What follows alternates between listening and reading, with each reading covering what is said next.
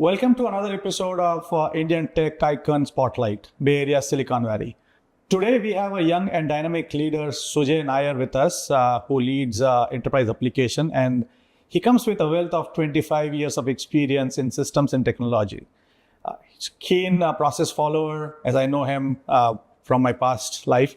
It will be interesting to know his perspective around several things going on in the world today. Welcome to the show, Sujay. It's a pleasure to have you here on the show. Thank you, Sachin. As always, it's great to meet you. We have known each other for the last 15 years, so it's always good to have that unofficial chat going. And thanks for having me at your home. It's such a beautiful place to be here. Pleasure is all mine, Sujay. I'm sure that we are going to have a lot of fun talking about past, knowing about insights in the technical world, your life. Some of it I know, but we'll discover a little more. I look forward to the discussion. So let's start with what you're doing right now. So you're leading the enterprise systems and leading the whole landscape of enterprise systems, managing this. So tell me what has changed in last few years when you look at the enterprise systems? Yeah. I've been with this organization that I'm working for the last 3 years, but my journey with IT and enterprise architecture has been spun across for the last 25 years. It seems like a large shift. It's been a different era when we started. When we used to work with technologies like Java, with Oracle database, thinking about the concept of deploying things on-prem. It seems like it's been a dinosaur age to go with. Things have been much more rapidified with cloud. As we all gone through that journey with technologies like AWS coming into existence, Salesforce coming into existence, right? I think the no software, SaaS, PaaS, and IaaS has taken the technology stack into a whole new dimension. What excites me is the democratization of technology and the platform, because a small company as well as a large company now has access to the same platforms and services that can be provided. So that's very powerful, and so. That excites me, and it's a growing trend that we are seeing as we speak. Yeah, I think definitely the technology has evolved over a period of time from what we have seen historically to this point. There has been a time frame when everybody was talking about cloud, and then now we are talking about AI, and we are getting into the AI era. So tell me about how it was, that journey was from going from on-prem to cloud, now AI. And I think we are talking about AI. Nobody is so sure what exactly. We have figured out few things. So it will be good to know your perspective, right? Starting on-prem, then we go to cloud, and then now we are talking about AI. Yeah, the transition has been gentle, but at the same time, it has revolutionized a lot of things, right? I think when we were on-prem, the main concern of considering a cloud technology was security. Everyone was resistant in terms of thinking about, should I take my data center to the cloud and give it in hands of someone who I am not familiar with or I know? That's no more there now, right? I think security is part of a cloud infrastructure that has been provided. It comes with elasticity, it comes with rapid deployment, scalability element of it, which at no point can be matched if you were to remain on-prem, right? So that's pretty exciting. That's a possibility of you running a scaled application like nothing like in the past. With AI, and which is a beneficiary of what has happened with the cloud technology, I see it getting ramplified even further beyond what we can think about. AI sits on top of cloud, obviously, and there are other aspects that goes into building that entire infrastructure. But the element of we seeing that structured growth just in the last 15 to 20 years is pretty encouraging, Sachin, in my point of view. No, sure. I think, we have seen it evolving over a period of time for sure. AI, as we see, kind of adding a lot of value. I think there are areas that we are still trying to figure out, but it has starting to add values where everyone is trying to figure out where I can use it to optimize, right? I agree. I think that's the point that you make is very important, right? Which is to say, everyone is looking at it in terms of how it can add value, right? I think if that's a general consensus in terms of making sure a technology can add value and we try to derive the value out of it, it's a two-way win-win situation to be in, right? So Yeah, you're right in terms of saying that business is looking at it a bit different from what IT is looking into it. But all of us are marching towards a state where we are looking at AI more seriously to add more value to the business team process of what we do there. Of course. And then what are your thoughts around when people say that AI might take away jobs? I mean, as I see that it does add value, like what are the risk elements that you see and what's your take on it? Well, that's always been a debate that goes around. But my personal opinion is, right, I think AI is in an influx situation, right? It's in a forking situation where you know it can do a lot of powerful stuff, which otherwise would have taken a long time to do, as compared to and the innovation side of it, which also seems to be more creative in that sense. Now, the question is human aspect built into it, or is human staying out of it, right? The current progression of AI has reached to a point where it can help you automate most of what a human can do. And I think that's encouraging to see that something like this coming in and taking away and freeing up human beings for doing much more creative stuff. End of the day, we all do things which is going to be consumed by the human element of it. So I think that's still going to be remaining there. It's not going to be taken away. I work for an organization that works for a client, that works for a member, that services them. So the starting point and the end point are humans. Right. The systems in between, the automations in between are what we are trying to automate with AI.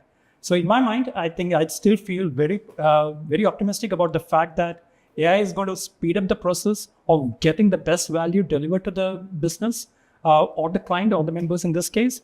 But losing jobs, it may just revolutionize the way we do things. It's not going to take away a lot of jobs. But yeah, repetitive jobs, some segments might get impacted, which would be for the betterment of human beings. I would I see that.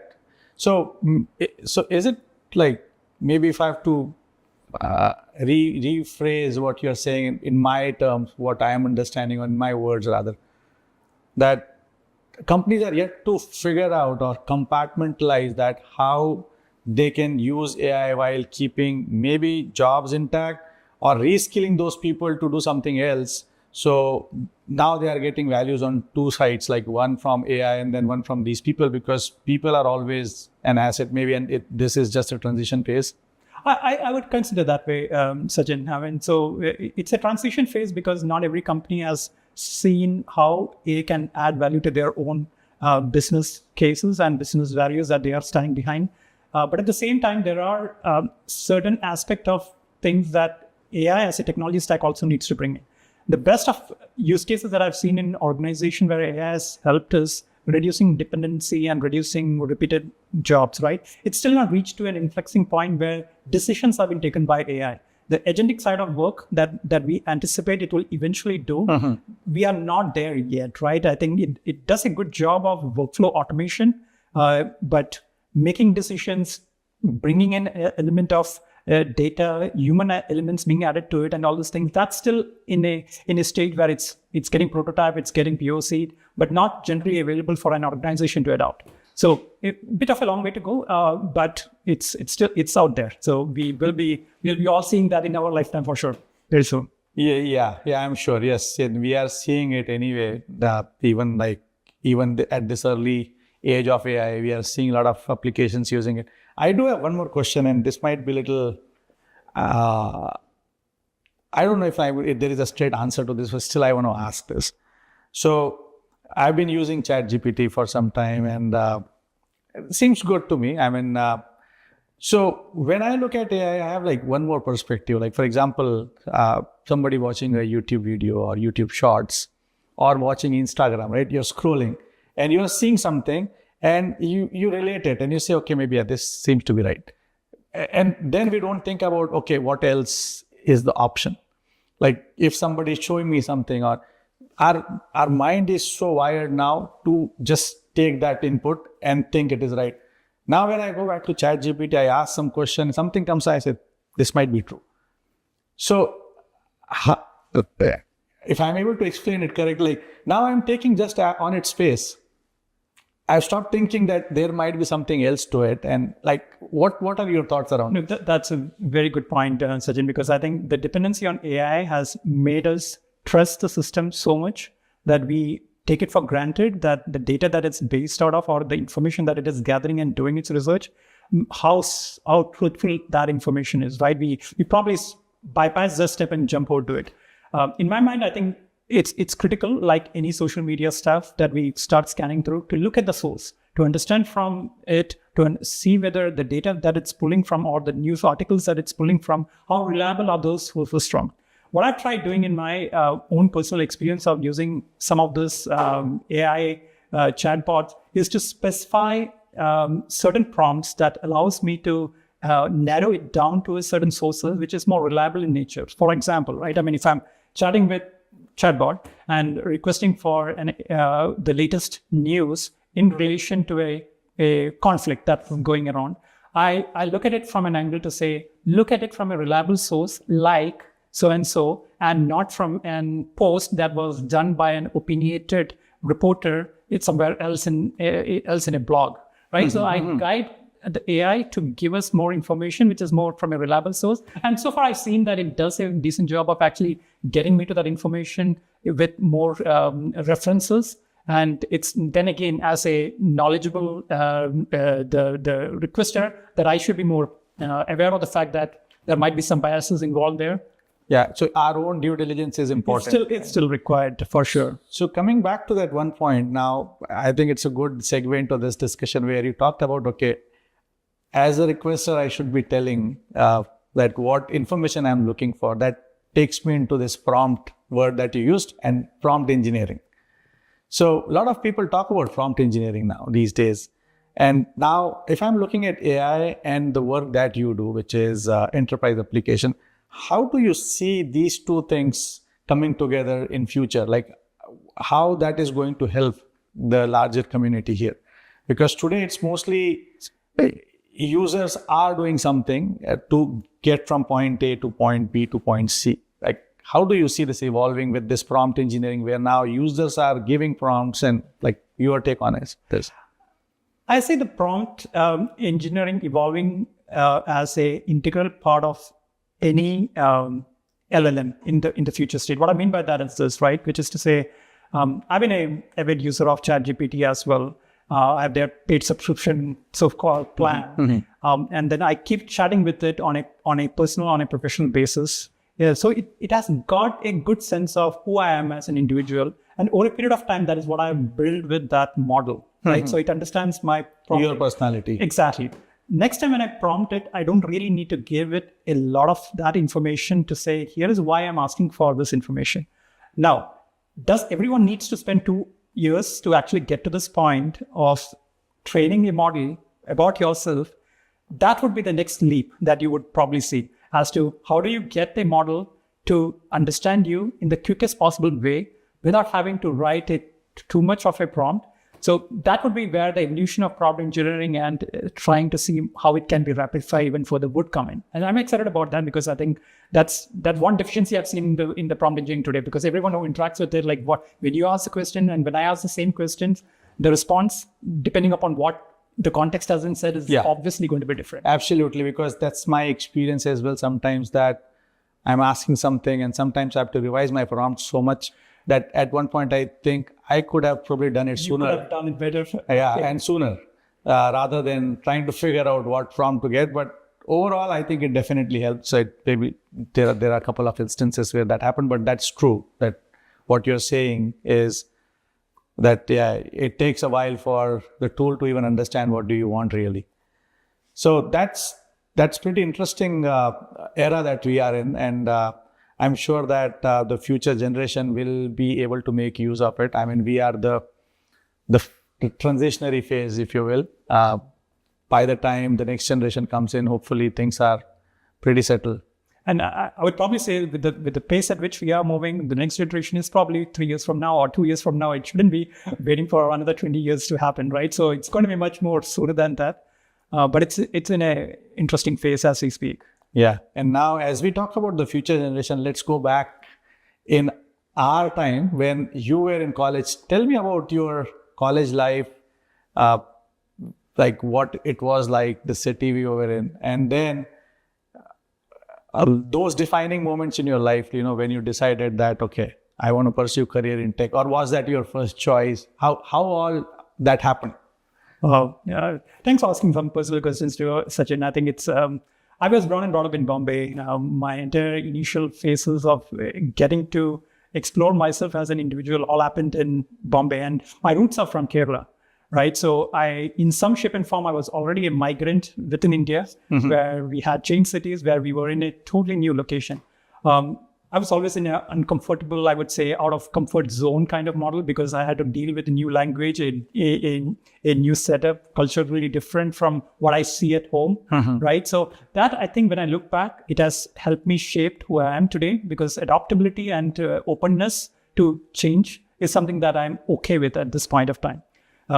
College days were no different. I think I had a lot of friends, and Bombay being a multicultural environment, I got to be having a lot of multicultural friends too. So having that open-mindedness to deal with a lot of other individuals from different backgrounds really plays a key role there.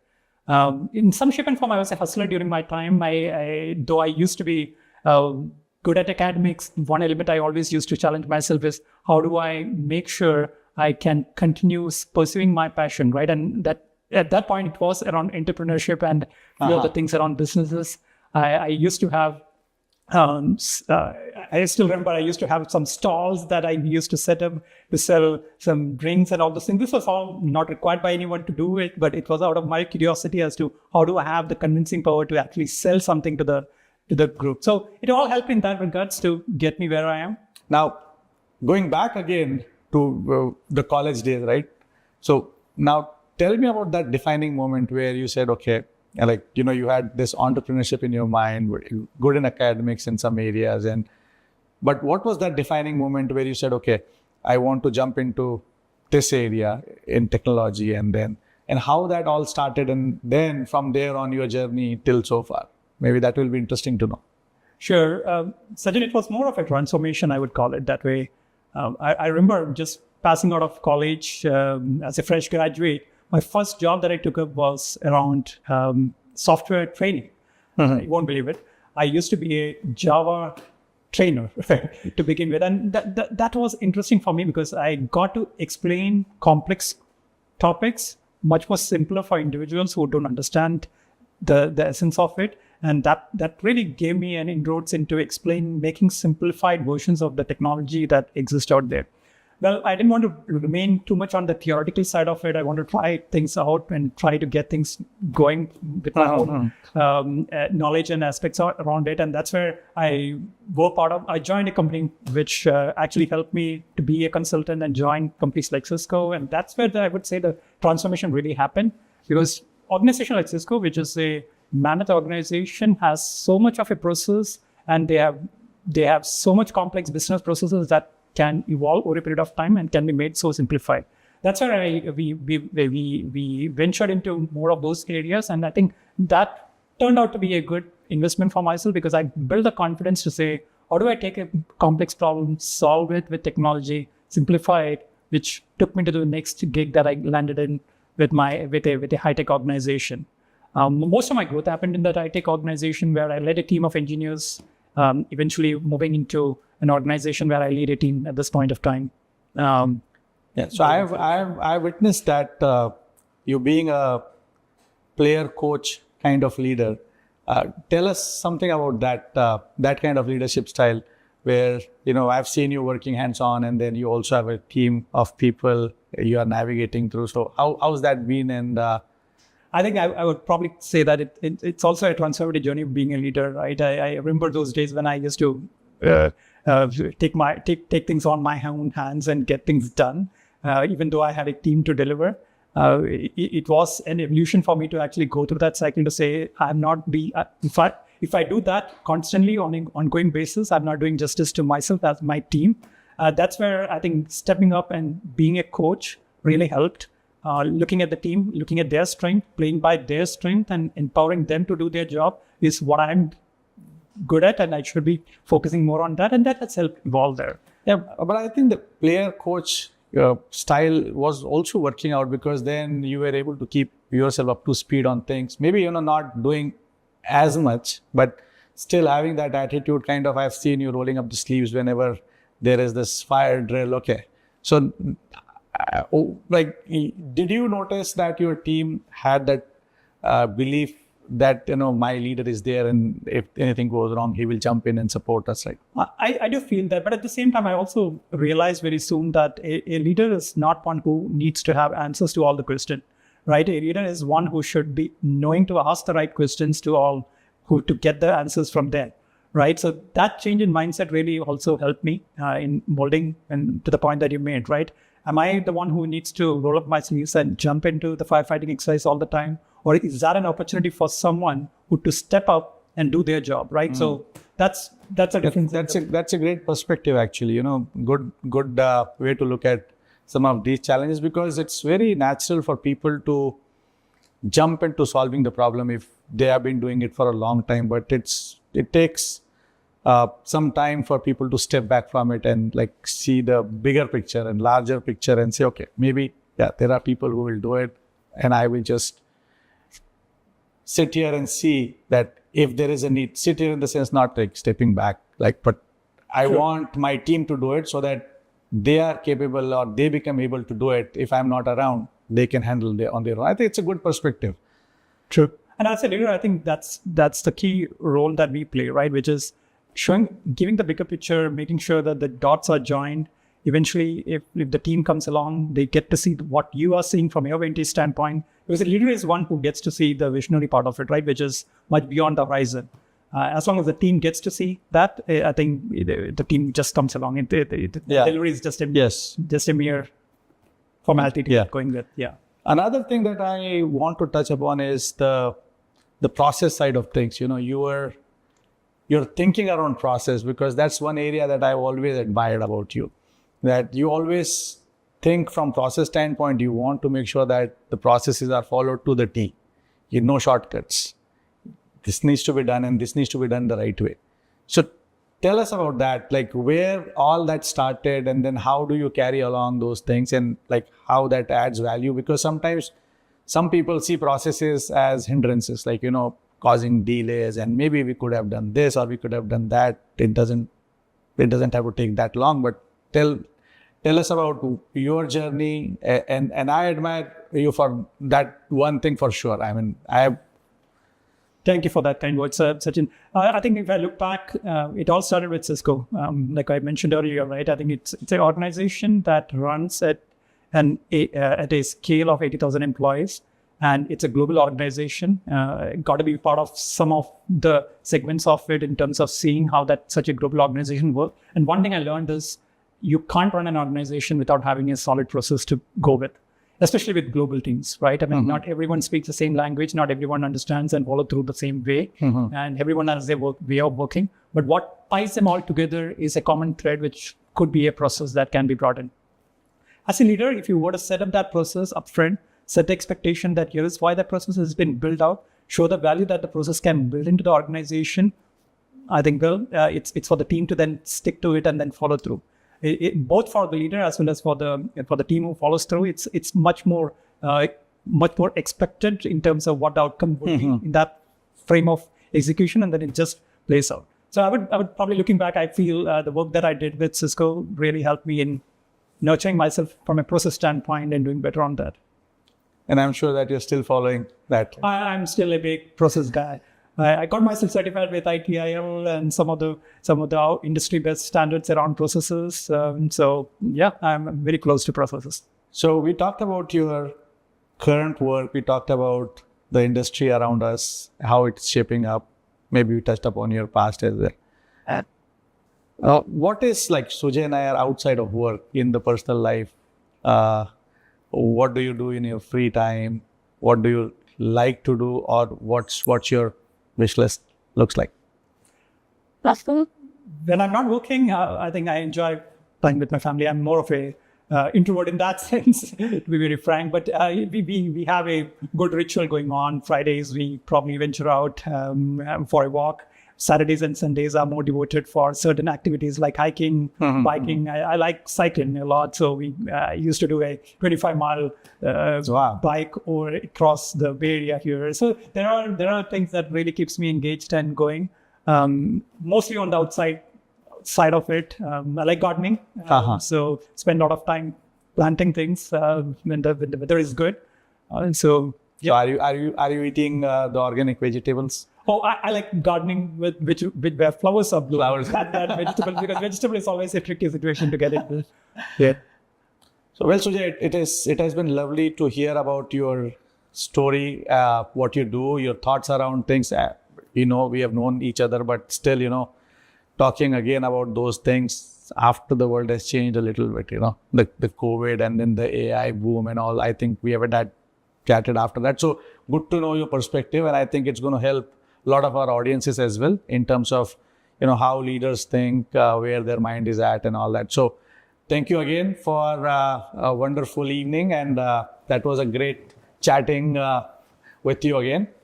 Thank you, Mark. The pleasure is mine. Sachin, it was great chatting with you, and I've known you for long. So it's always feeling at home to be talking to you. So thank you for your time, and I loved it.